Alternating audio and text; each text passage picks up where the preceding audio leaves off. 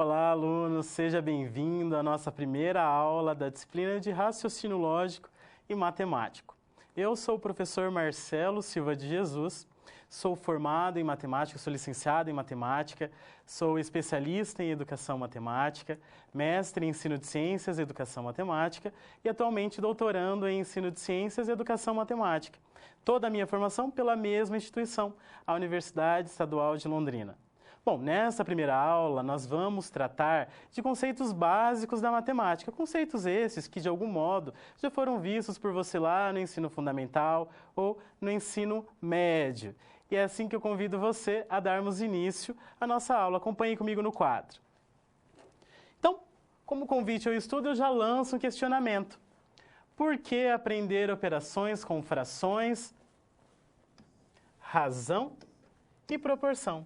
Você já se questionou por que nós temos que aprender, por que é importante aprender esses conceitos matemáticos? Eu tenho que a importância se deve que você consiga relacionar diversas grandezas presentes no dia a dia, bem como aplicações de frações e proporções.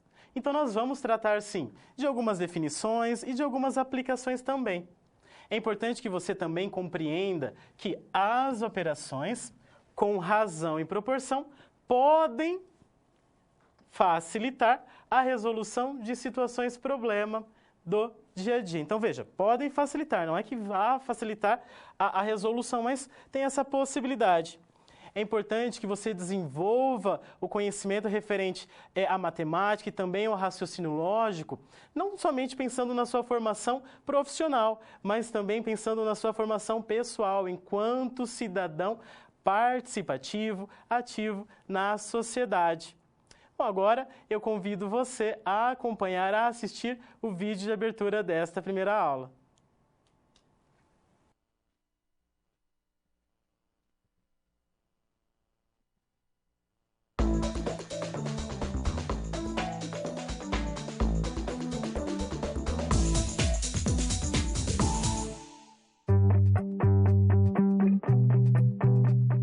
Ele se prepara para bater o pênalti. A cada 10 pênaltis batidos, Costa da Silva marca 2 gols. Ai, eu não quero nem ver isso. É, amigo, tem que ter coração forte. A razão entre os gols marcados por ele e os pênaltis batidos é de 2-10. Ele acerta 20% dos pênaltis que bate, em média. Pois é, ele perdeu o pênalti mesmo. Nós podemos aprender muito a partir disso. O raciocínio lógico matemático é assim. Quando menos esperamos, ele aparece na nossa vida. Às vezes trazendo boas notícias, outras vezes nem tanto. Se um jogador de futebol precisa, em média, de 10 pênaltis para marcar 2 gols, então ele precisa de 5 pênaltis para marcar 1 gol. Um jogador assim não deveria bater pênaltis. E não sou eu quem está falando, é o raciocínio lógico matemático. Nesse caso, pensamos numa razão de 2-10, mas podemos ver outros exemplos. Se na sua sala de aula existem 14 mulheres e 10 homens, a razão entre homens e mulheres é de 10-14, ou seja, de 5-7. Para cada 5 meninos, existem 7 meninas. Você viu que expressamos essas razões através de frações e que as duas, mesmo tendo números diferentes, têm como resultado o mesmo número, 0,7. Essas razões são, portanto, proporcionais. Veja, se multiplicarmos o numerador de uma fração com o denominador de outra, o resultado será o mesmo. E qual a importância disso? Isso vai nos levar à regra de 3.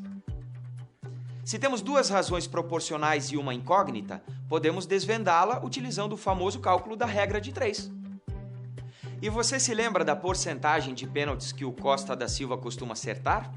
Pois é, a porcentagem nada mais é do que a indicação de uma razão, ou melhor, uma razão percentual ou ainda uma razão centesimal.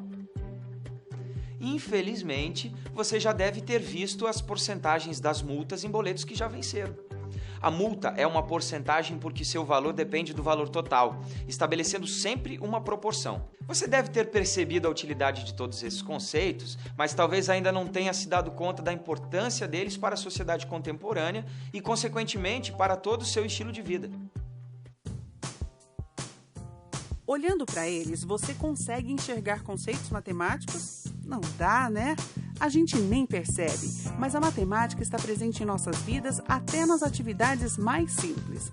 Ela também é ferramenta básica em diversas áreas do conhecimento. Quer ver? Culinária, na verdade, depende de razão e de proporção de ingredientes para você ter um resultado final. É claro, a qualidade dos ingredientes, mas sem dúvida as proporções que são usadas para a elaboração de cada receita.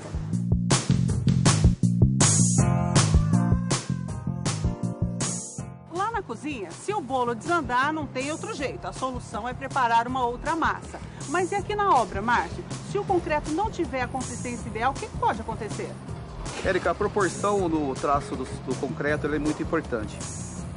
O erro, um desvio nessa proporção pode causar diversas patologias da construção até a sua ruína. Então a questão aqui é segurança. Sim, segurança e fidelidade na proporção no traço do concreto. O engenheiro destaca ainda que os conceitos de razão e regras de três também são bastante usados no canteiro de obras. É no dimensionamento de equipes para execução de serviços. Utilizamos duas variáveis que são a quantidade de serviço e o índice de produtividade por função. A razão entre uma e outra nos proporciona o número de funcionários, que é a necessidade para determinado serviço. Agora vejam que perfeição essas maquetes. Elas representam um edifício real em escala menor. E os cálculos são utilizados desde a concepção do desenho até a finalização do trabalho. Proporção é desde o princípio quando vem o desenho. Proporção você tem que saber se vai ser viável a execução desse projeto. A regra de 3 é utilizada para reduzir o tamanho. Da escala 1 para 1, que seria o nosso real, para a escala desejada no final do trabalho. Muitas vezes, uma maquete é utilizada para se estudar a viabilidade estrutural e financeira de um determinado empreendimento, como também para identificar erros no projeto. Segundo o maquetista, 90% do trabalho é matemática pura. Até na aplicação de fazer uma textura, uma tinta para aplicação no projeto, você requer a quantidade precisa de porcentagem, de proporção de cada pigmento para chegar no tom exigido pelo cliente.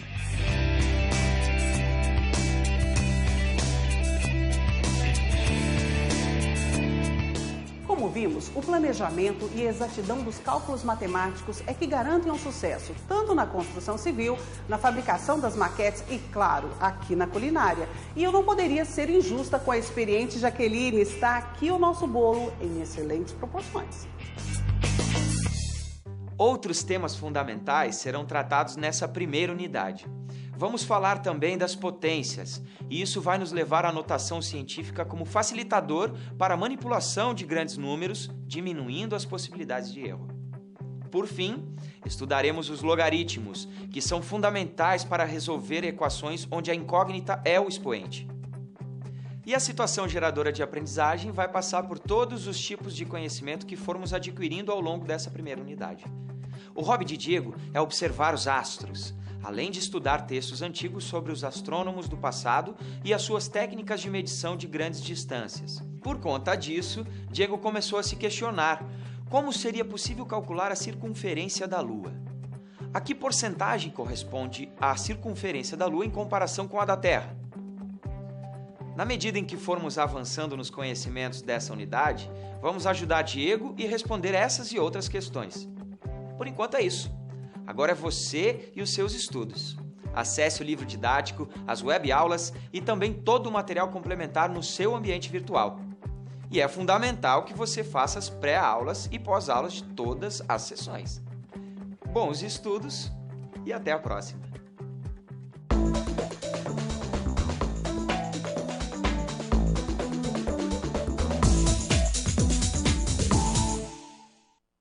Então você pode perceber no vídeo de abertura os conhecimentos que nós vamos construir ao longo desta primeira aula. Mas para que haja a construção dos conhecimentos de modo significativo, de modo eficaz, alguns conhecimentos se tornam importantes.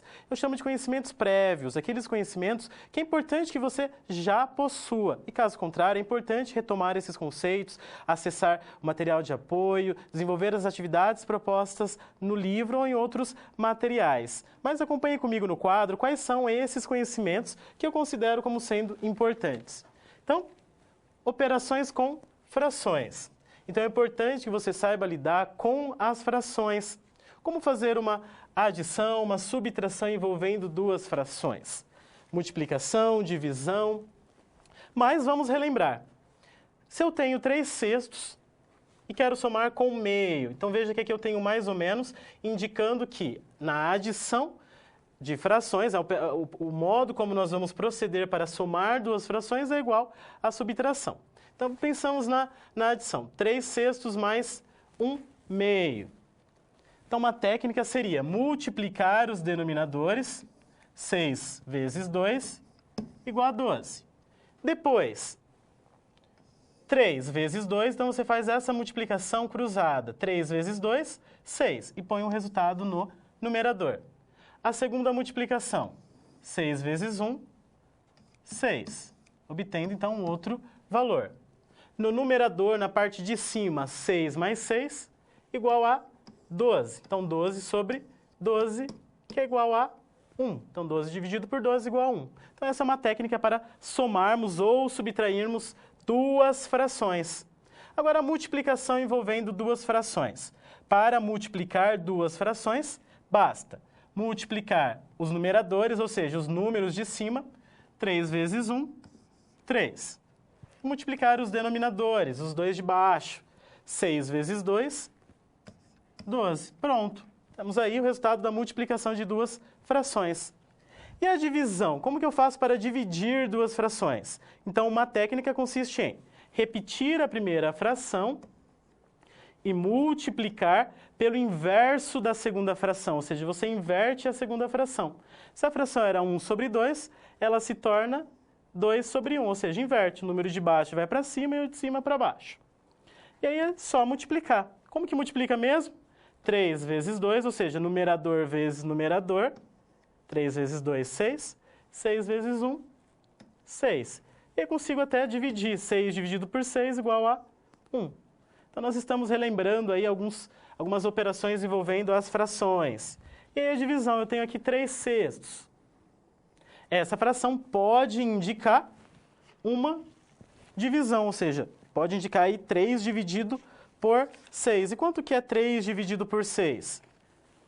3 dividido por 6 é igual a 1 sobre 2. Por quê? Porque 3 é a metade de 6, assim como 1 é metade de 2. E 1 dividido por 2 é igual a 0,5. Pense em dinheiro. R$1 dividido para 2 pessoas, cada um irá receber 50 centavos. Então, nós temos aí os conceitos importantes para que haja uma aprendizagem de fato significativa. E caso você não se lembre desses conceitos, eu volto a reforçar a importância de retomar em outros materiais, pois se tratam de conhecimentos prévios. Agora vamos falar da situação geradora de aprendizagem, aquela situação que irá nortear todo o nosso estudo. Acompanhe comigo no quadro.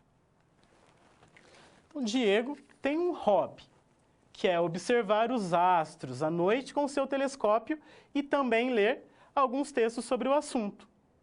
A partir de suas leituras, começou a se questionar: como seria possível o cálculo da circunferência da Lua? A que porcentagem corresponde o comprimento da circunferência da Terra em comparação ao comprimento da circunferência da Lua? Bom, ele está tendo dificuldade em ordenar e trabalhar com uma grande quantidade de informações. E, por isso, está preocupado em ter conclusões falsas ou em usar fatos verdadeiros de maneira equivocada. E a questão é, como a lógica pode, então, ajudá-lo? Como a lógica pode, então, ajudar Diego? Então, essa é a situação geradora de aprendizagem, a situação que vai nortear todo o nosso estudo ao longo desta primeira aula. Perceba que nós vamos lidar, então, com a comparação entre diferentes grandezas. Eu tenho uma grandeza, eu tenho outra e vamos comparar. Então, nós vamos aprender como fazer essas comparações. E assim, agora eu convido você a acompanhar a primeira situação-problema.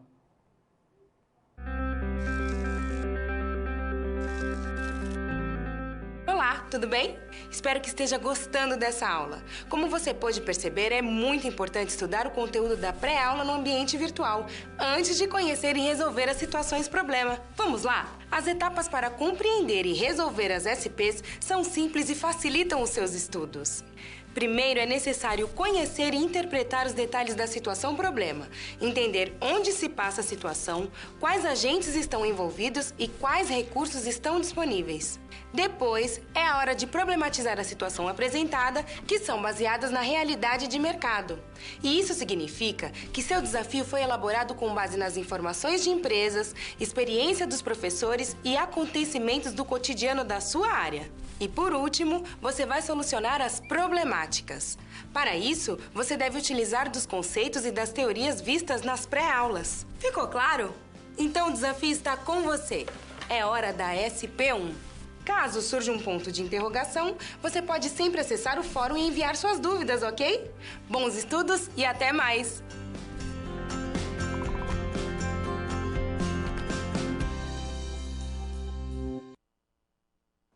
Acompanhe comigo agora no quadro a primeira situação-problema. Então, você já imaginou como estimar, fazer uma estimativa, ou seja, buscar um valor aproximado para a medida do comprimento da circunferência da Lua? Então, essa é a nossa primeira questão. Nós vamos tratar aí de, como eu já disse, vamos tratar de algumas medidas, de algumas grandezas, neste caso, da circunferência da Lua, da circunferência da Terra. Vamos, então, construir conhecimentos que são necessários para responder essa primeira questão. Acompanhe comigo no quadro. Então, o raio da Terra é aproximadamente 6.378 quilômetros.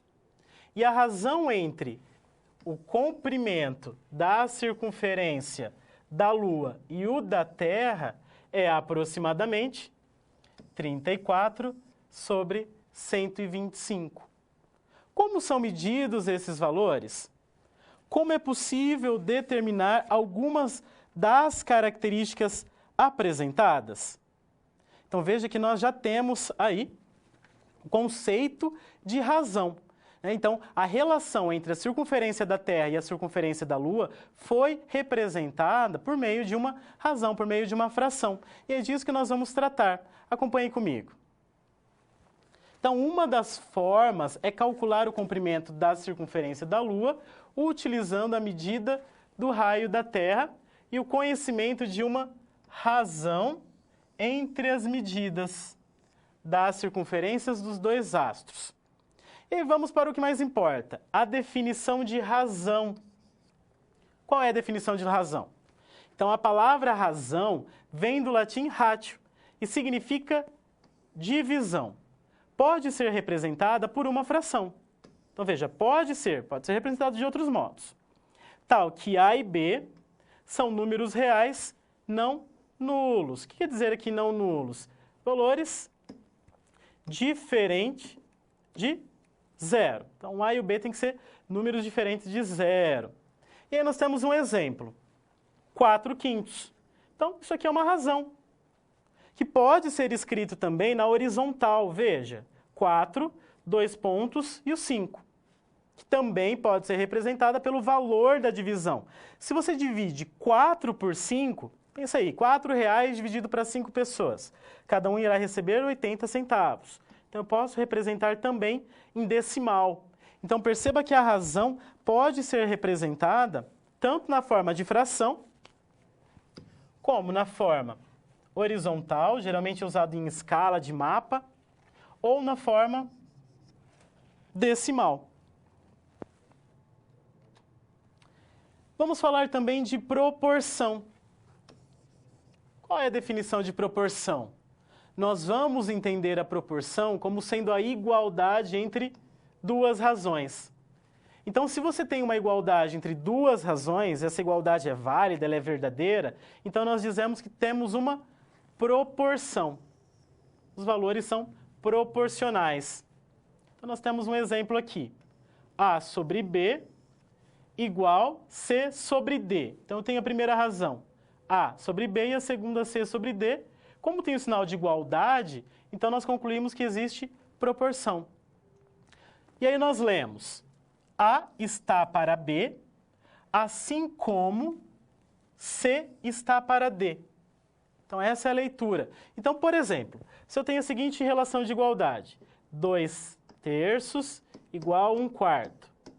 Veja, eu tenho duas razões, uma 2/3 e a outra razão é 1/4. Se existe essa igualdade, significa que existe proporção, né? Essa igualdade está representada.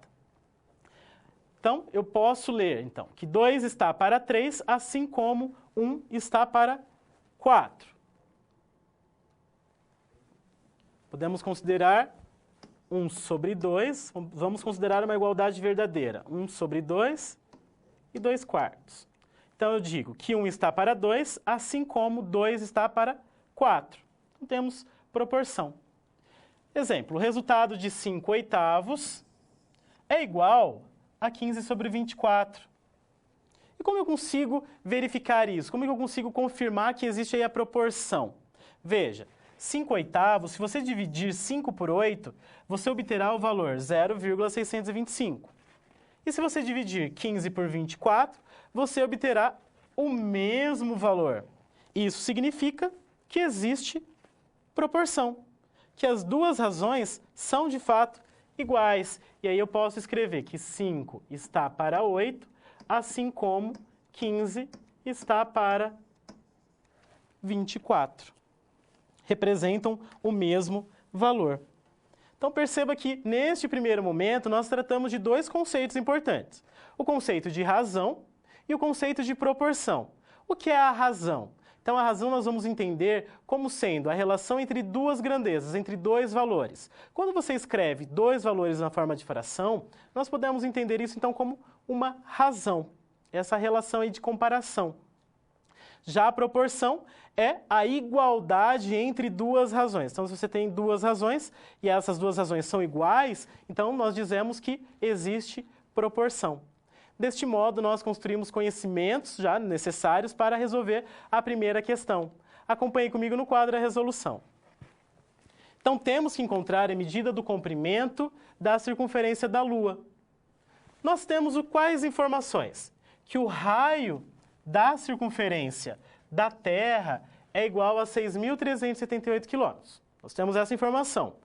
Outra informação que já nos foi dada, que a razão entre as medidas de comprimento da circunferência da Lua com o da Terra, ou seja, comprimento da circunferência da Lua, chamado de CL, comprimento da circunferência da Lua, dividido pela circunferência da Terra, deixa eu corrigir aqui, então, circunferência da Lua sobre circunferência da Terra, satisfaz a seguinte relação: 34 sobre 125. Então, isso já foi dado. Já foi dado que a razão entre as medidas de comprimento da circunferência da Lua com o da Terra é de 34 para 125.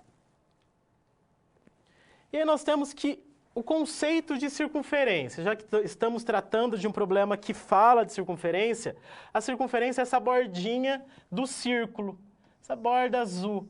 Nós chamamos de circunferência. É uma figura com uma dimensão só. E aí, a medida da circunferência é dada pela seguinte fórmula. C de circunferência é igual a 2πr, na qual o r indica o raio e o π, aquele valor aproximado de 3,14. Como já está sendo dito aqui. C, medida do comprimento da circunferência, r, medida do raio, o π é aproximadamente 3,14. Então, se essa é a fórmula, nós podemos substituir, então, os valores conhecidos. No lugar do π, substituímos por 3,14. E no lugar do r, que é o raio, nós vamos substituir por 6.378, pensando aí no raio da Terra. Então, substituindo esses valores na fórmula, apenas multiplicamos. 2 vezes 3,14, 6,28. E aí 6,28 vezes 6.378 nos dá o valor 40.053,84. Essa circunferência, então, aproximada, 40.054 quilômetros, a circunferência aproximada da Terra. Se dividirmos o comprimento da circunferência da Lua com o da Terra, o resultado deverá ser igual a 34 sobre 125. Você se lembra que foi dado no enunciado que a razão entre a circunferência da Lua e a circunferência da Terra é de 34 sobre 125. Essa é a razão. Então, nós podemos dizer que a circunferência da Lua, que eu não sei, quero descobrir, vou chamar de x, está para a circunferência da Terra, que é 40.054, assim como 34 está para 125. Então, nós podemos estabelecer essa relação de igualdade, essa relação de proporção. E aí, como que eu resolvo agora? Toda igualdade entre frações se resolve com uma multiplicação cruzada. Então, sempre que você estiver diante de uma igualdade entre frações, uma igualdade entre razões, basta multiplicar cruzado. Então, é isso que nós vamos fazer. Fazer uma multiplicação cruzada. 125 vezes x, 125x. É só pôr a letra do lado do número. 34 vezes 40.054, 1.361.836. E agora? Veja que nós temos uma equação do primeiro grau. Como que se resolve? O objetivo é achar o valor de x, que é a circunferência da Lua. Chamamos de x porque não conhecemos ainda. Para descobrir o valor de x, você tem que passar o 125 para o lado direito com a operação inversa. Como o 125 está multiplicando, ele vai passar dividindo. Então, x será igual a 1.361.836 dividido por 125. E nós obteremos o valor de 10.894,688. Logo, a medida da circunferência da Lua é aproximadamente 10.895 quilômetros. E assim, então, nós resolvemos a primeira situação problema, considerando os conhecimentos de razão e o conhecimento de proporção. Então, reforçando, no enunciado nós já tínhamos a razão entre a circunferência da Lua e a circunferência da Terra. Então, nós já tínhamos essa razão. E aí nós descobrimos, por meio da fórmula da circunferência, a medida da circunferência da Terra. Então, com essas três informações, com a informação da razão e da circunferência da Terra, nós estabelecemos uma relação de proporcionalidade entre duas razões, fizemos a multiplicação cruzada e descobrimos quanto que mede a circunferência aproximada da Lua. E assim, então, nós resolvemos a primeira situação problema e eu convido você a acompanhar a segunda situação problema. Opa, e aí? Como você se saiu com a primeira SP? Com as dicas que a gente viu, nem ficou difícil, não é mesmo?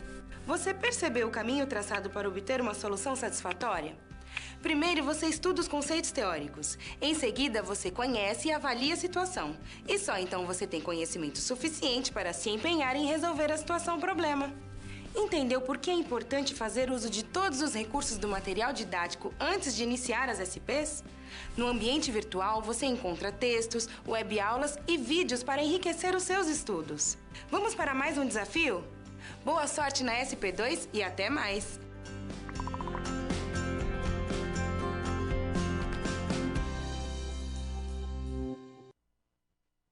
Acompanhe comigo agora a segunda situação problema. Então, nós temos a seguinte questão. Qual é a relação e a porcentagem da medida da circunferência da Lua em relação à medida da circunferência da Terra? Então aqui você já pode perceber que nós vamos tratar neste momento de porcentagem. Então vamos construir os nossos conhecimentos, relembrar esses conceitos, que provavelmente você já tenha conhecimento, pois faz parte do nosso dia a dia. Acompanhe comigo no quadro. Então, o que é porcentagem? Porcentagem indica uma razão ou uma divisão por 100. Como o próprio nome já diz, porcentagem por cento.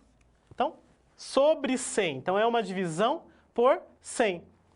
A divisão é chamada de razão percentual ou razão centesimal. Então, existem essas diferentes formas de se referir à porcentagem, essa razão percentual. E aí, vamos relembrar. Como que se calcula 20% de 350, professor? Então, para calcularmos 20% de 350, é importante que você se lembre que 20% se trata da razão, 20 sobre 100. Então, nós vamos reescrever em forma de fração, 20 sobre 100. E aí, vamos multiplicar essa porcentagem pelo 350. E agora? 350 vezes o 20, que é a porcentagem que eu quero, e o resultado nós dividimos por 100.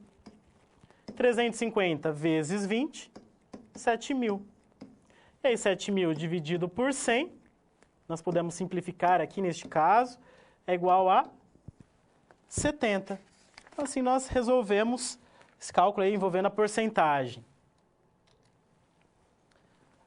Porcentagem também satisfaz a ideia de proporcionalidade. Veja, se eu digo que 5% é igual a 25, digamos que 5% se refere a R$25. Quanto que vale 10%? Se 5% é 25, veja que 5% para 10%, o que aconteceu? O valor dobrou. Houve uma multiplicação por 2. Se a porcentagem dobrou, consequentemente, o valor que eu estou tratando, pode ser em reais, também irá dobrar. Então, se 5% é igual a 25, então 10% será 50. Veja aqui, mais relação de proporcionalidade. 10% para 50%. O que aconteceu? Houve uma multiplicação por 5. Se a porcentagem foi multiplicada por 5, consequentemente, o valor também será multiplicado por 5. E aí nós chegamos no 50%. 50% igual a 250. Se 50% é igual a 250, como que eu faço para descobrir o 100%? Então veja, se você já sabe o 50%, 100% é o quê? É o dobro.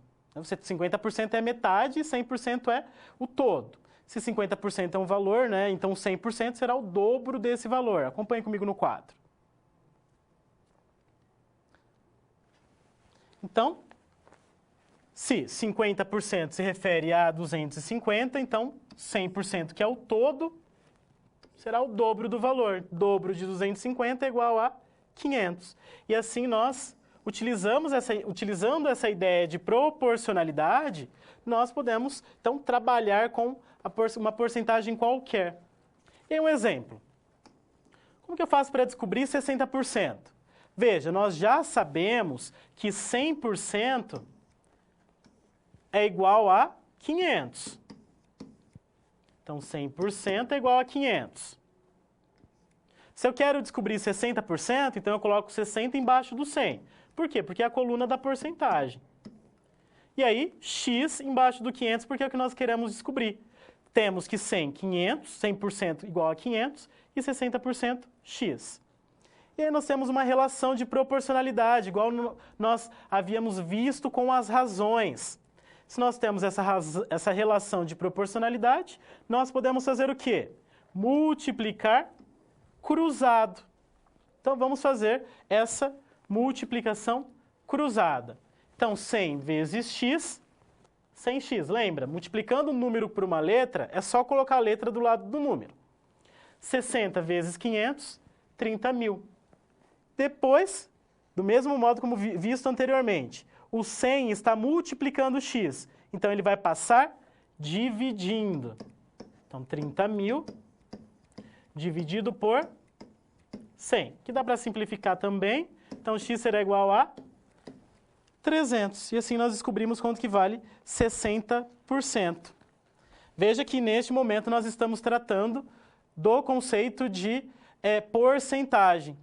Então, já relembramos esse conceito de porcentagem. Então, a ideia de porcentagem é que seja uma fração na qual o denominador é o 100. E para resolver uma porcentagem, por exemplo, 15% de 50. Como que eu resolvo? 15 vezes 50 e o resultado divide por 100. Só isso, ok? Vamos, então, resolver a segunda situação problema. Acompanhem comigo no quadro. Sabe-se que a circunferência da Terra é igual a 40.054 quilômetros. E a circunferência da Lua é igual a 10.895 quilômetros. Então, essas são as informações que nós temos. Como nós podemos relacionar, então, agora para descobrir a relação em porcentagem, a razão percentual? Então, vejamos, vamos montar o seguinte esquema. Na primeira coluna, medida em quilômetros das circunferências e na segunda coluna, a porcentagem. Nós temos que 40.054 quilômetros é a circunferência toda da Terra. Se é o todo, então isso indica 100%. Veja, é o todo. E nós queremos descobrir 10.895 vale quanto em porcentagem comparado com a circunferência da Terra? Por isso nós chamamos aqui de x, porque nós não sabemos ainda. Se nós temos essa relação, então, de proporcionalidade, veja, que nós chamamos aí a famosa regra de 3. Por que é chamada regra de 3? Simples, né? Porque tem 3 informações. Regra de 3 porque nós temos 3 informações e queremos descobrir uma quarta informação. E é importante que você perceba, se houve um aumento, se houve uma diminuição na circunferência, na quilometragem, ou seja, de 40.000 para 54, diminuiu 10.895, o que vai acontecer com a porcentagem? Também irá diminuir. Se as duas grandezas diminuem, ou seja, se diminui a circunferência, a medida da circunferência, também irá diminuir a porcentagem. Se isso acontece, então nós multiplicamos cruzado. Assim como fizemos com a igualdade entre frações. Então basta fazer a multiplicação cruzada. Vejamos. Então nós temos que 10.895 está para 40.054, assim como x está para 100. Veja anteriormente, 10.895 está para 40.054, assim como x está para 100. Então, nós montamos essa relação e fazemos a multiplicação cruzada. Então, multiplicando o cruzado, nós teremos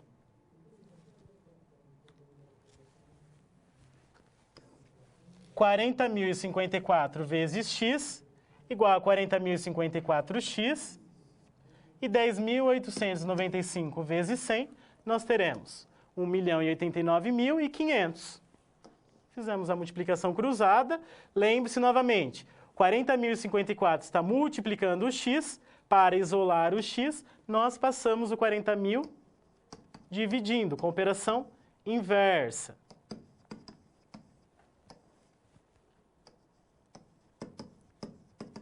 Então, passando dividindo, nós teremos que x será igual a 2.720. Para transformarmos esse valor em porcentagem, basta dividir por 100.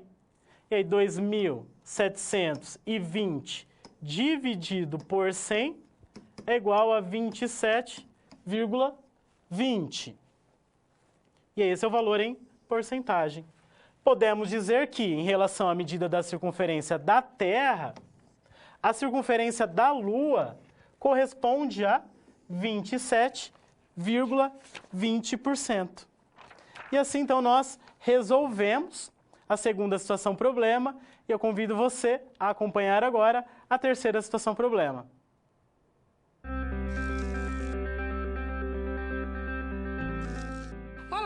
Agora que você já solucionou 2 das SPs, muitas das teorias vistas na pré-aula fazem mais sentido, não é mesmo?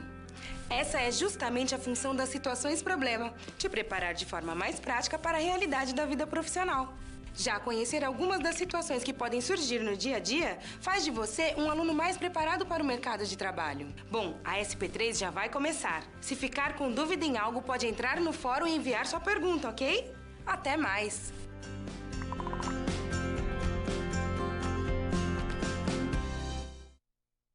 Vamos conhecer, então, a terceira situação-problema. Acompanhe comigo. Então, a partir dos estudos, Diego encontrou a distância aproximada entre a Terra e o Sol. 150 milhões de quilômetros. Podemos escrever de uma forma mais conveniente essa distância? Então, neste momento, nós vamos tratar de reescrever alguns números muito grandes ou números muito pequenos, de uma outra forma, de uma forma que facilite tanto a escrita quanto a leitura. Então, acompanhe comigo no quadro. Vamos, então, à construção dos conhecimentos necessários para responder à situação problema 3. Então, a seguinte questão. Você já se deparou com expressões matemáticas compostas por multiplicações de números repetidos? Sim ou não? Então, veja, nós temos aqui um caso. 3 vezes 3, vezes 3, vezes 3, vezes 3, vezes 3, vezes 3, vezes 3. Eu tenho uma multiplicação em que só o número 3 aparece. Então, o número 3 se repete. E aí nós temos que o 3 se repete 8 vezes. E aí nós dizemos, então, que temos 8 fatores do número 3. Então, perceba que os números de uma multiplicação são chamados de fatores. Então, neste caso, temos 8 fatores do número 3. E aí nós podemos reescrever essa multiplicação, que algumas vezes se torna inconveniente, se torna trabalhosa, de um outro modo. Como? Você coloca um número que se repete, no caso, o 3, e em cima, na parte superior direita do 3, o número de vezes que esse 3 se repete. Se repete 8 vezes. Então, nós colocamos em cima do 3 o número 8, na parte superior direita. Então, essa já é uma outra representação. Já representamos aquela multiplicação que é de algum modo grande, de um modo simples. E nós lemos 3 elevado a 8, ou 3 elevado à oitava potência. E aí perceba que resolvendo essa multiplicação, 3 vezes 3, 9, 9 vezes 3, 27, 27 vezes 3, 81, e assim por diante, 8 vezes, nós chegaremos no valor 6.561. Então, essa é uma outra forma de escrever essa multiplicação. Então, vejamos aqui. Potência, o que nós estamos tratando, é o conceito abordado. E aí a potência ela é escrita sempre deste modo. Um número embaixo e um número em cima. Eu utilizei letra aqui para ser genérico, para generalizar. Então, o número que fica embaixo, que eu estou chamando de A, ele é chamado de base, é a base da potência. O número que fica em cima, ele é chamado de expoente, é o expoente da potência. E aí, lembrando que quando você se deparar com uma potência, você sabe que essa base tem que se multiplicar tantas vezes. Vejamos alguns exemplos. O 2 elevado ao quadrado. Então, 2 elevado ao quadrado, ou 2 à segunda potência. Como que resolve isso? 2 vezes 2, que dá 4. O segundo exemplo, 2 elevado ao cubo. Como que resolve, professor? Veja, o número que está embaixo é o 2, então é o 2 que vai se repetir. E quantas vezes que se repete? 3 vezes. Então, 2 vezes 2 vezes 2, corrigindo aqui. Então, 2 ao cubo igual a 2 vezes 2 vezes 2, 3 vezes. nós obteremos o valor 8. 2 vezes 2, 4. 4 vezes 2, 8. E 2 elevado à quarta potência. 2 elevado à quarta potência quer dizer o quê? Que o 2 vai se multiplicar 4 vezes. Então, 2 vezes 2 vezes 2 vezes 2. 2 vezes 2, 4. 4 vezes 2, 8. 8 vezes 2, 16. Então, essa é a ideia de potência. É importante, então, que você consiga estabelecer essa relação. E aí nós temos algumas diferenças. Base positiva. Quando a base for um número positivo, o resultado será positivo. 2/3 elevado à quarta potência. Como que eu resolvo isso? 2/3 vezes 2/3 vezes 2/3 vezes 2/3. E aqui você consegue perceber a importância de lidar com a multiplicação de frações. De cima vezes o de cima. 2 vezes 2, 4, vezes 2, 8, vezes 2, 16. E a multiplicação dos denominadores. 3 vezes 3, 9. 9 vezes 3, 27. 27 vezes 3, 81. E assim nós resolvemos a potência. Mas é importante que você perceba que quando a base for positiva, o resultado vai ser sempre positivo. A base negativa. Existem duas situações. Expoente par e o expoente ímpar. Quando a base for negativa, como neste caso, menos 3, veja, o expoente é 4, é um número par. Então, o resultado será positivo. Por quê? Porque tem o jogo de sinal.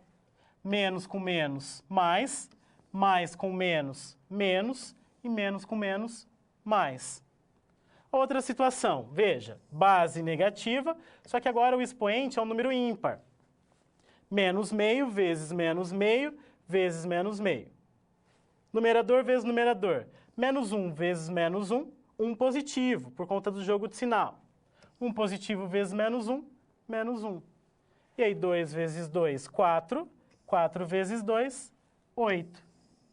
E aí chegamos no menos 1/8. Então é importante também que você estude novamente a questão do jogo de sinal.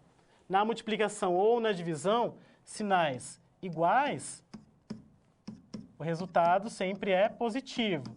E se os sinais são diferentes, o resultado é negativo. Isso é válido tanto para a divisão quanto para a multiplicação. Quando estudamos potência, também temos as propriedades de potenciação. Então, os cálculos envolvendo potência satisfazem algumas propriedades. Entre elas, A elevado a m vezes A elevado a n igual a A elevado a m mais n. Acompanhe comigo na câmera de documentos. Então, veja, trouxe aqui um exemplo para que vocês acompanhem.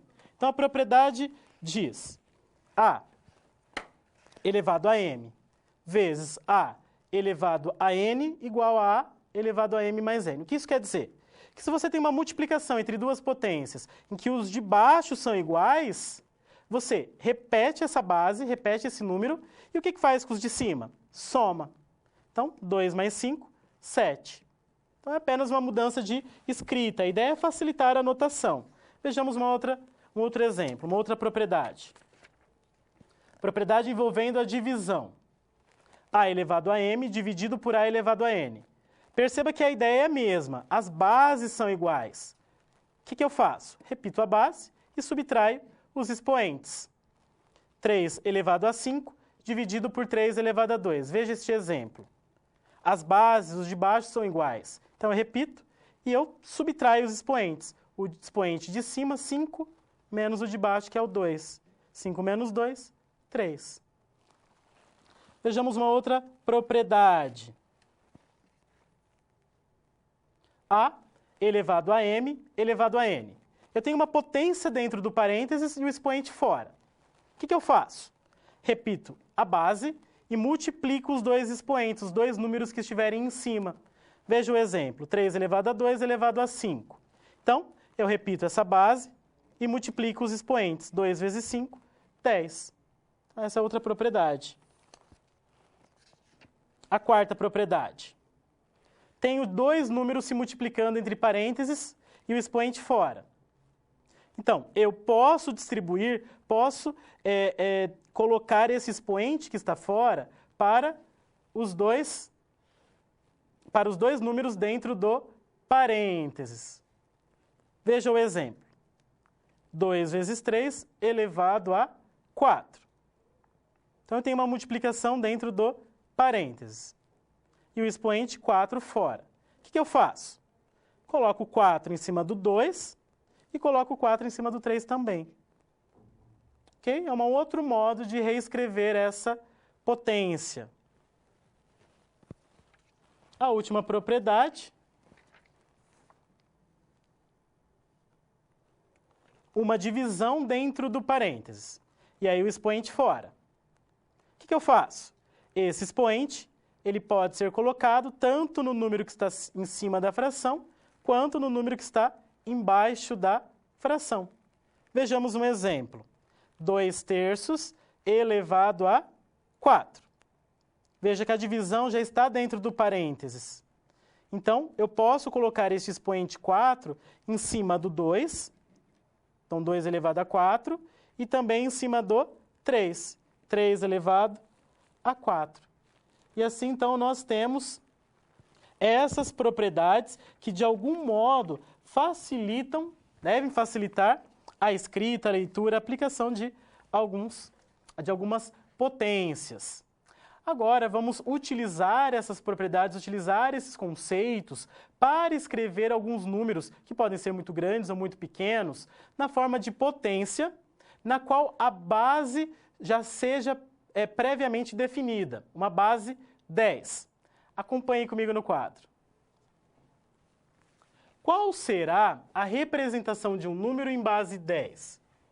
Então veja, já tratamos de potência, entendemos o que é uma potência, mas como que eu faço para escrever qualquer número utilizando uma potência na qual o de baixo, a base, seja igual a 10? Então vejamos alguns exemplos. 200 igual a 2 vezes 10 ao quadrado. Como que se escreve isso? Por que ficou desse jeito? 200 igual a 2 vezes 10 ao quadrado. Veja, separa esses zeros seguidos do número. O que sobra? Sobra o 2. Então, você já escreve 2 vezes 10. Já pode escrever isso. Quantos zeros você desconsiderou? Quantos zeros você desconsiderou que estavam seguidos? 2 zeros. Por isso, o número 2 em cima. E pronto. Escreveu em notação de potência de base 10. Vejamos o terceiro exemplo. Como que nós escrevemos esse número?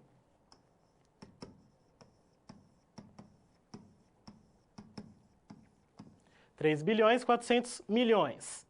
Separa os zeros que são seguidos. Então, vamos separar aqui. O que sobra? 34. Então, você já coloca 34 vezes 10. Quantos zeros você separou? 8. Por isso, o 8 em cima do 10. Pronto. Já escreveu em forma de potência de base 10. Vamos ver agora um caso em que temos um número decimal, um número com vírgula. Este caso é um pouco diferente. Você separa os zeros que estão seguidos, e aí o número que sobra é o 85. Então, considera apenas o 85. Vezes 10, e aí o expoente, quando o número for decimal, estiver depois da vírgula, o expoente ele é negativo. E que número que será negativo em cima? Aí você precisa contar quantos algarismos tem depois da vírgula. Então, nós temos 1, 2, 3, 4, 5, 6, 7, 8, 9, 10 algarismos após a vírgula. Por isso, o número 10 em cima. E assim nós escrevemos, então, qualquer número na forma de potência de base 10. Observe que a notação científica exige que o número b, que multiplica a potência de 10, seja um número que esteja compreendido entre 1 e 10. Então, se eu estiver falando em notação científica, eu tenho que o número a ser escrito precisa estar entre 1 e 10. Precisa ser maior que 1 e menor que 10. Assim, o número 44 vezes 10 elevado a 3, ele tem que ser reescrito. Então, 44 vezes 10 elevado a 3, o número 44 precisa ser reescrito para ficar entre 1 e 10. Então, eu desloco a vírgula uma casa para a esquerda. A vírgula do número 44 está depois do último 4. Então, deslocando uma casa para a esquerda, fica entre os dois 4. E aí, 10 elevado a 4. Por que 4? Porque eu tive que deslocar uma casa, a vírgula. A vírgula deslocou uma casa, ela estava depois do 44 porque era um número inteiro. Como ela deslocou uma casa para a esquerda, então o expoente aumentou uma unidade. Vejamos o outro caso. 37 vezes 10 elevado a menos 6. Então, veja que eu tenho que deixar o 37 entre 1 e 10. Então, a vírgula do 37 está depois do 37. E aí tem que deslocar uma casa para a esquerda. Então, teremos o número 3,7. Como deslocou uma casa para a esquerda, o expoente tem que aumentar uma unidade. Menos 6 mais 1 é igual a menos 5. Lembre-se, se você deve 6 e ganha 1, então você vai dever só 5. Então, aí nós reescrevemos em notação científica esses valores. Então, nós tratamos de outros conceitos neste terceiro momento, o conceito de potência, que nos levou à construção do conhecimento de notação científica. Vamos, então, resolver a terceira situação problema. Acompanhem comigo. Assim, para ajudar Diego a solucionar seu problema, podemos escrever o número 150 milhões em base 10. Aplicando o padrão estudado anteriormente, temos este valor reescrito da seguinte forma, só corrigindo aqui. Então, 150 milhões. Como que ele pode ser reescrito? Em forma de potência de base 10. Vamos lá. Separa os zeros do número, os zeros que estão seguidos. O que sobra? 15.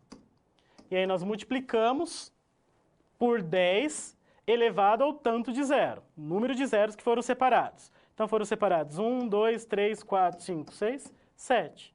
Então, 15 vezes 10 elevado a 7. E assim nós reescrevemos o número na forma de potência de base 10. Se fosse notação científica, nós teríamos que deixar o 15 entre 1 e 10. Então, a vírgula iria deslocar uma casa para a esquerda. E aí teremos 1,5 vezes 10. Lembre-se, se você deslocou uma casa para a esquerda, se a vírgula estava depois do 5 e você deslocou uma casa para a esquerda, então, aumenta-se uma unidade do expoente do 10. Então, 7 mais 1, 8. E aí sim nós teremos a notação científica.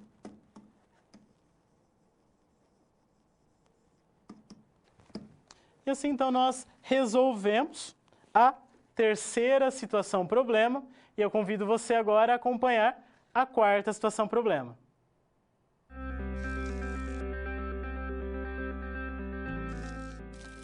O trabalho de um bom profissional é a soma de conhecimento e experiência. O conhecimento você obtém estudando a pré-aula, tirando dúvidas no fórum, acessando as web-aulas, ou seja, fazendo bom uso dos materiais oferecidos aqui no ambiente virtual. Já para ter experiência antes mesmo de ir para o mercado de trabalho, você precisa se empenhar na resolução das SPs. Lembre-se, quanto mais você se dedicar analisando com atenção, fazendo anotações na hora de levantar hipóteses, procurando diferentes soluções até obter a melhor, mais preparado você estará para desempenhar sua profissão. Você já resolveu 3 desafios, mas ainda falta a SP4. Se dedique, hein?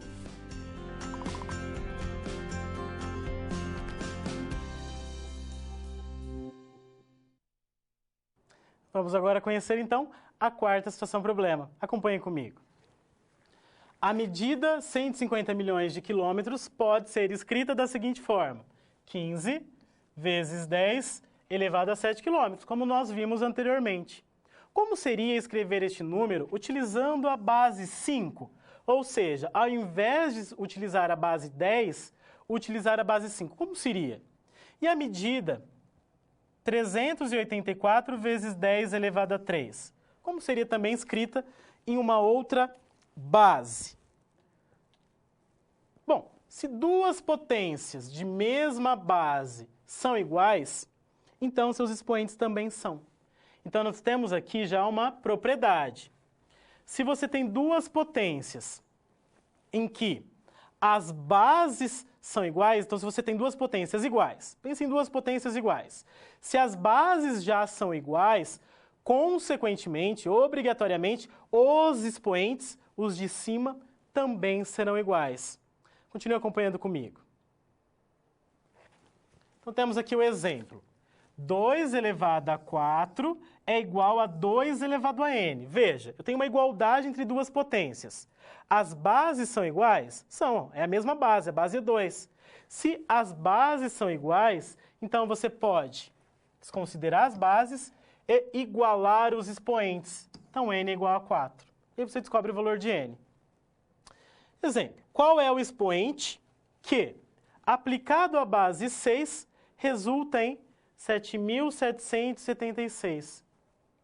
Então, ele está perguntando, se você tem uma potência em que a base é 6, qual tem que ser o expoente para que o resultado seja 7.776? Ou seja, quantas vezes que o 6 tem que se multiplicar para dar 7.776? Vejamos. Nós temos que 6 elevado a 0 é igual a 1. É importante que você perceba que todo número elevado a 0 vai dar 1, exceto o 0 elevado a 0. Por quê? Porque isso aqui não existe. Agora, qualquer outro número elevado a 0, o resultado será 1. 6 elevado a 1, 6. 6 elevado a 2. Como que resolve 6 elevado a 2? 6 vezes 6, que dá 36. 6 elevado a 3. 6 vezes 6 vezes 6, que é igual a 216. Se eu multiplicar o 6 4 vezes, 6 vezes 6 vezes 6 vezes 6, obteremos 1.296. Se eu multiplicar 5 vezes, 6 vezes 6 vezes 6 vezes 6 vezes 6, obteremos 7.776.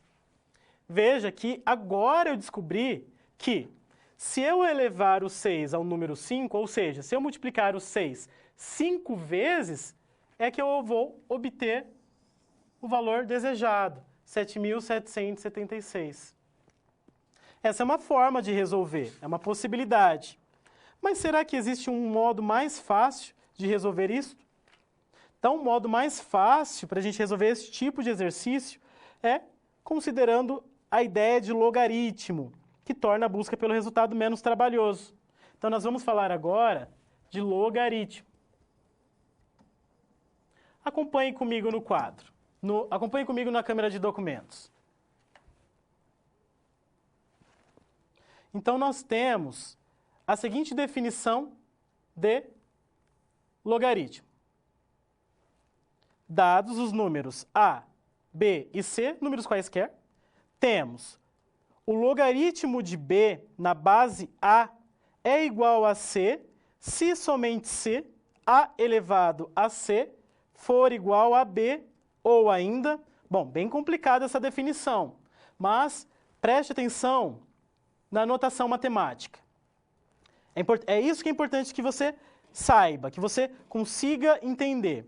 Quando você estiver diante dessa notação, que nós lemos, log de B na base A igual a C, isso é a mesma coisa que fazer A elevado a C igual a B. Então, essa é uma relação bastante importante. Então, A, esse número de baixo, elevado ao C. Então, A elevado a C sempre vai ser igual ao número que estiver aqui na frente. Sempre vai ser igual ao B. E aí nós temos algumas condições. Quais são essas condições? O B precisa ser um número maior do que 0, ou seja, positivo. O A também precisa ser um número positivo. Então, tanto esse número na base quanto o número na frente da palavra log precisam ser números positivos. E o A, essa base, esse número que fica embaixo, precisa ser diferente de 1. Então, essas são as condições. Acompanhe comigo no quadro algumas propriedades relacionadas aos logaritmos. Então, nós temos algumas propriedades, assim como as propriedades trabalhadas com a potência. Mas aqui a ideia é que você se lembre daquilo que eu acabei de dizer com relação à definição. O log de b na base a igual a c, isso quer dizer que o a elevado a c é igual ao b. Essa é a regra que é importante neste momento que você saiba. Existem outras propriedades, outras regras, mas essa é a mais importante neste momento. Outra regra importante é sobre mudança de base. Então, como que eu faço mudança de base de um logaritmo? Eu tenho log de b na base a é igual a log de b na nova base, dividido por log de a na nova base. Vejamos com um exemplo. Log de 8 na base 2 é igual ao quê? É igual a x. É isso que eu quero descobrir. Então, eu vou aplicar a primeira regra que eu falei para vocês. 2 elevado a x igual a 8. Então, eu escrevo 2 elevado a x é igual a 8. Ou seja, o 2 tem que se multiplicar quantas vezes para dar 8? O 2 tem que se multiplicar 3 vezes. Por isso que o x é igual a 3. E com relação à mudança de base. Vejamos um exemplo para mudança de base. Log de 8 na base 2. Eu quero mudar para a base 3. Não quero mais usar a base 2. Então, eu tenho que escrever log do 8 nessa nova base, que é a base 3, dividido pelo log da base antiga, que era o 2, com a base nova. E assim eu faço a mudança de base. Vejamos outros exemplos. Log de 32 na base 0,25. Vamos acompanhar aqui a resolução. Então, pela regra, 0,25 elevado a x é igual a 32. E aí eu tenho essa equação. 0,25 é a mesma coisa que 1/4. 1 dividido por 4 dá 0,25. Por isso, houve uma substituição. Acaba sendo mais fácil trabalhar com fração neste caso. Outra mudança. O 4 foi reescrito como 2 ao quadrado. 2 ao quadrado é a mesma coisa que 2 vezes 2, que é igual a 4. E aí depois houve o quê? O 2 elevado a 2 foi colocado no expoente, no numerador, corrigindo. Então, 2 elevado a 2, que estava embaixo, ele foi colocado em cima. Ou seja, foi tirado da fração. Quando isso ocorre, nós devemos mudar o sinal do expoente. Perceba, 1 elevado a 2 ao quadrado é igual a 2 elevado a 2. Eu mudei, eu coloquei o 2 elevado a 2 em cima. Então, eu mudo o sinal do expoente. Ele era positivo, fica negativo. Como nós tínhamos o expoente x, então nós vamos aplicar aquela regra de multiplicar o expoente dentro da fração, dentro do parênteses, pelo expoente fora do parênteses. Menos 2 vezes x, menos 2x, e nós obtemos essa outra equação. E aí, veja, eu tenho uma equação, uma igualdade entre duas potências, na qual as bases são iguais. Se as bases são iguais, consequentemente, os expoentes também são. Então, menos 2x igual a 5, e isolando o x, passando o menos 2 dividindo, obtemos que o x é igual a menos 5/2. E aí a conclusão é que log de 32 na base 0,25 é igual a menos 5/2. E assim, então, nós construímos os conhecimentos relacionados à ideia de logaritmo, conhecimentos que já podem nos auxiliar a resolver a quarta situação problema. Acompanhe comigo no quadro. Então, aqui um outro exemplo ainda, antes da resolução. Então, nós temos que o log de x menos 1 na base 3 é igual a 4. Aplicando a definição, 3 elevado a 4 é igual a x menos 1. Então, você sempre pode utilizar esse esquema. E aí, nós obtemos essa equação. 3 elevado a 4 é igual a x menos 1. Quanto que é 3 elevado a 4? 3 elevado a 4 é 3 vezes 3 vezes 3 vezes 3, que dá 81. Então, x menos 1 é igual a 81. Se eu quero isolar o x, deixar o x sozinho de um lado para descobrir o valor dele, o menos 1 tem que passar para o outro lado com a operação inversa. Se ele está subtraindo, ele vai passar somando. 81 mais 1 é igual a 82. E essa é a solução dessa equação. E aí, a resolução da situação problema 4. Então, nós já sabemos que o 10 elevado a 7 é igual a 10 milhões. Então, devemos determinar o valor do expoente que, aplicado à base 5, resulta em 10 milhões. Então, vejamos. Log de 10 milhões na base 5 igual a x. Vamos lá, aplicando a regra, aquele esquema. 5 elevado a x igual ao 10 milhões. E aí nós obtemos a equação apresentada. Logo, no formato logaritmo, nós teremos que o log de 10 milhões na base 5 é igual a log de 10 milhões na base. Veja que não aparece nenhum número aqui na base. Quando não aparece nada, é porque a base é 10. Então, nós fizemos uma mudança de base. Por isso, log de 10 milhões na base 10, dividido por log de 5, que é a base antiga, na base 10, que é a base nova. E aí, aplicamos a mudança de base. Com o auxílio da calculadora, obtemos os seguintes valores. Então, na calculadora, nós calculamos log de 10 mil. Então, existe já uma tecla na calculadora científica que é referente ao log. Então, log de 10 mil igual a 7. E log de 5, aproximadamente 0,699. E aí, dividindo 7 pelo 0,699, obteremos o valor aproximado de 10,0143. Para outra situação, para 5 elevado a x igual a 10 milhões. Nós teremos que o x será aproximadamente 10,0143. E então nós podemos dizer que o 5 elevado a esse valor é igual a 10 milhões, que é igual a 10 elevado a 7. Então, por meio do logaritmo, nós descobrimos que 10 elevado a 7 é a mesma coisa que 5 elevado a 10,0143. Logo, 15 vezes 10 elevado a 7 é igual a 15 vezes 5 elevado a 10,0143. Houve uma substituição. No lugar do 10, substituímos por 5 elevado a 10,0143.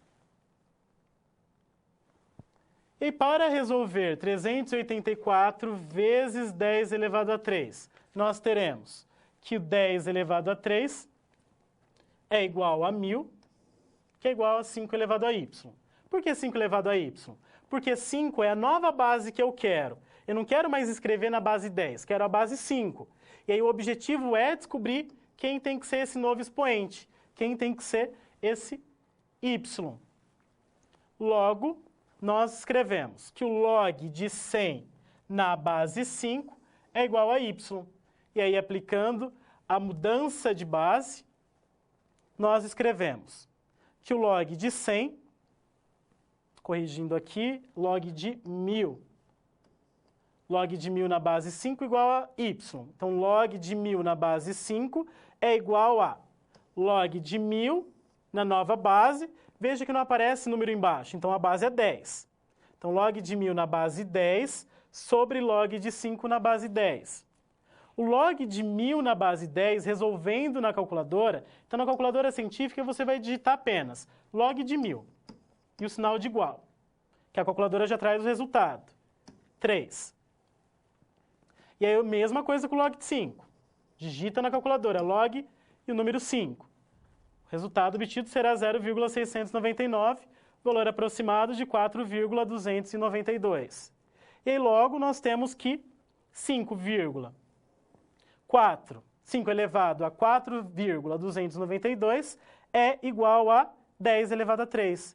Então, o número 10, a potência 10 elevado a 3, ela também pode ser escrita como 5 elevado a 4,292. É um outro modo de reescrever, com uma nova base. E assim, então, nós fazemos essa mudança de base. Reescrevemos as potências utilizando uma base diferente, uma base escolhida por conveniência, dependendo de acordo com o exercício que o exercício solicita ou dependendo da situação. É por conveniência. Pode ser que a base 10 seja mais conveniente do que outra base. Por isso é importante que você tenha essa habilidade em fazer a mudança de base. E assim, então, nós resolvemos a quarta situação problema e eu convido você agora a novas situações.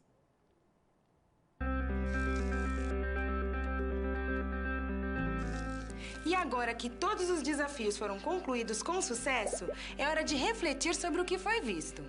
O objetivo das SPs é ampliar o seu conhecimento e te ensinar a como utilizar na sua realidade profissional os conceitos vistos aqui. Essa é uma metodologia que exige muita proatividade e empenho da sua parte, já que segue o modelo de uma das tendências mais avançadas no mundo, a sala de aula invertida. E em contrapartida, vai te transformar num profissional diferenciado e mais qualificado para desempenhar as funções da sua profissão. Por isso, faça bom uso dos materiais e das interatividades oferecidas. Ah, não deixe de acessar o seu ambiente virtual e completar a sua pós-aula, ok? Cada parte do processo é essencial para a sua aprendizagem. Até mais!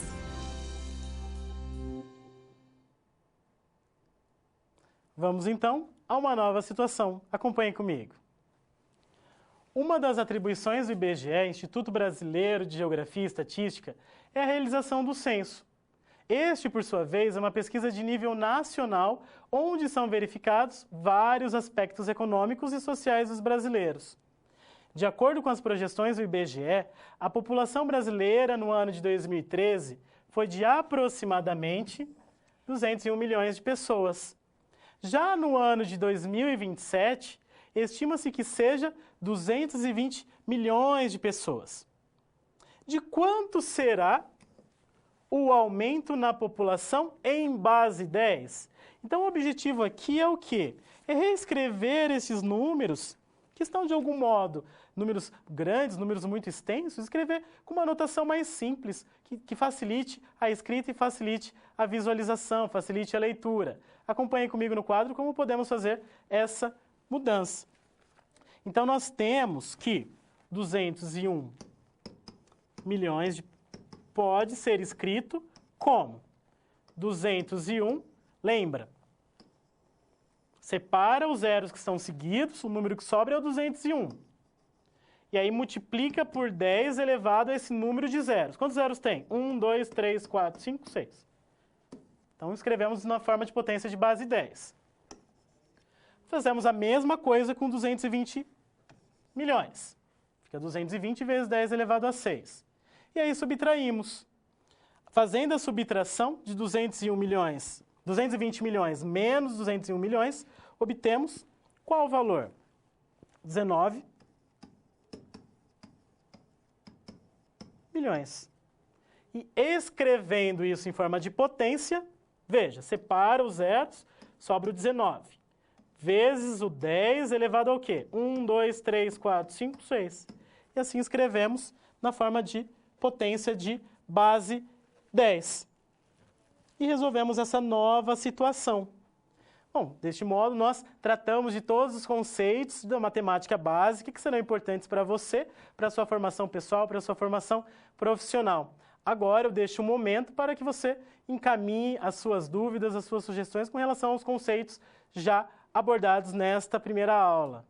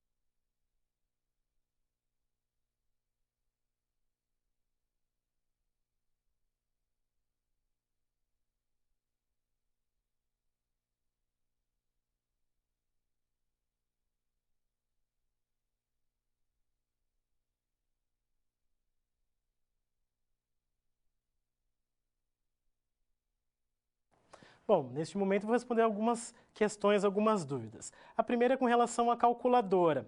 Acompanhe comigo na câmera de documentos. Então, essa é a calculadora que eu utilizo. Então, nas minhas aulas, eu sempre vou usar como referência essa calculadora, a calculadora científica. Não há necessidade para essa disciplina uma calculadora mais avançada, ok? Porque já tem as ferramentas que nós precisamos. Então, temos o log na calculadora, então essa tecla que está escrito log é aquela tecla que nós vamos utilizar. Então, por exemplo, log de 1000. Aperta igual, tem o resultado, log de 1000 igual a 3. Log de 5 igual, e aí aproximadamente 0,698. Então essa calculadora tem as ferramentas necessárias. O chapéuzinho que tem aqui na calculadora, esse acento circunflexo, é o da potência. Então se eu quero resolver 3 elevado a 5, eu faço 3, aperto a tecla do chapéuzinho e o expoente. Isso quer dizer 3 elevado a 5, igual obtenho o valor da potência. Então é a calculadora que nós vamos utilizar. Outra dúvida que foi encaminhada é com relação ao raio. Qual é o conceito de raio? O conceito de raio não é o objeto de estudo dessa nossa aula, mas o raio é a distância entre a circunferência, entre a borda de um círculo até o ponto central. Isso é o raio. Como pensa numa bicicleta, na roda de uma bicicleta. Nós temos lá os raios. Então, é aquela distância que liga o pneu até o centro da roda. Então, essa ideia é a ideia de raio. Outra dúvida é com relação à situação problema 4. Então, onde que saiu o número 5? O número 5 foi uma proposta. Então, já faz parte do enunciado. O número estava escrito na base 10. E a ideia que foi solicitada é que houvesse uma mudança para a base 5. Por isso que nós utilizamos. Poderia ter sido outro número, outro valor. Acompanhe comigo no quadro, novamente, a situação problema 4. Então, na situação problema 4, a ideia era fazer a mudança de base. Então, nós tínhamos, por exemplo, aqui 384 vezes 10 ao cubo. Eu só quero fazer a mudança de base. Esse é o objetivo. Então, o que você faz? Você escreve o 10 elevado a 3 igual à base que você quer. O que a gente quer é a base 5. É isso, esse é o objetivo. E aí, onde que entra o logaritmo? Log do 100, do 1000, corrigindo aqui, porque nós havíamos corrigido, na base 5 é igual a y. Você faz essa escrita e faz a mudança de base. Log de 1000 dividido por log de 5. E aí utiliza a calculadora científica para calcular o log de 1000 e para calcular o log de 5. E onde nós utilizamos o conceito de log na sua formação profissional? Veja, a ideia de log, a função logarítmica, ela é aplicada em diferentes situações, principalmente naquelas situações que descrevem um aumento populacional, que estão relacionados à população, e à economia. Muitas situações da economia são expressas, são representadas por meio da função logarítmica. Então, o crescimento econômico de uma empresa, o decrescimento, quando que terá o maior lucro, quando que terá o menor lucro, todas essas situações podem ser descritas por meio de uma função logarítmica. Por isso, a importância de se estudar este conceito. E assim, então, eu encerro esta aula, agradeço a sua participação e convido aí você para assistir o vídeo de encerramento.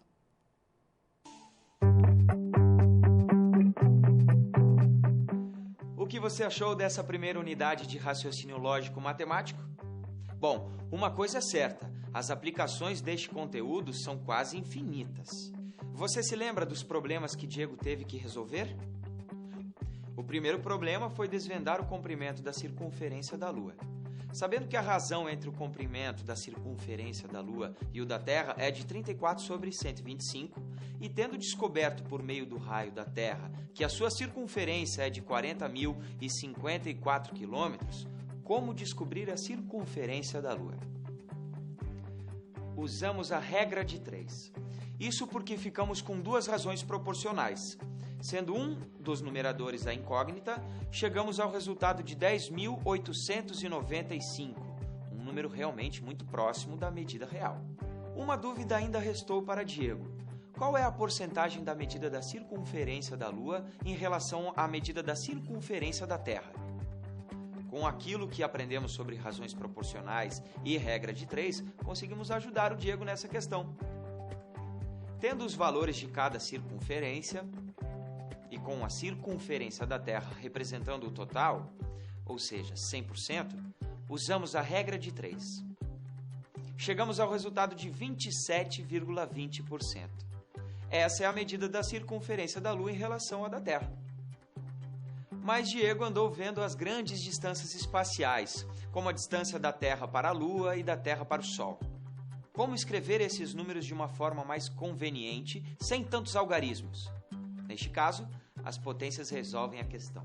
Se em um dos números temos 3 algarismos iguais a 0, podemos escrevê-lo assim: 384 vezes 10 elevado a 3. Se o outro número tem 7 algarismos iguais a 0, podemos escrevê-lo da seguinte forma: 15 vezes 10 elevado a 7. Mas você deve se lembrar que Diego quis saber também como escrever esses mesmos números numa base diferente de 10. É possível? Com os logaritmos é possível sim. Pegando a potência que utilizamos antes, 10 elevado a 7, a expressão fica assim. De forma logarítmica fica assim. Descobrimos que x é aproximadamente 10,0143, ou seja, podemos usar 5 elevado a 10,0143 para se aproximar do número 10 milhões.